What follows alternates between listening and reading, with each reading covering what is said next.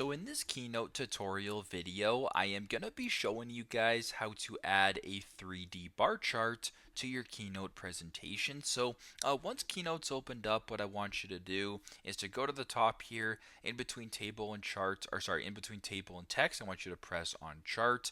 Make sure that 3D is selected, so if 2D or interactive is selected, press on 3D.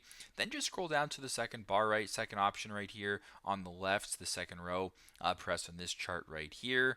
Now what this basically does is, first off, if you want to verify that it is a bar chart, press on the chart right here, scroll down to where it says chart type, and it is a 3D bar. So for example, this is a 2D bar chart, very basic.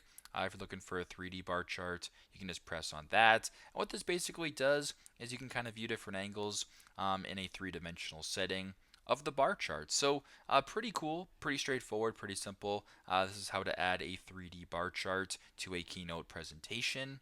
Thanks again for watching, and I hope this video helps.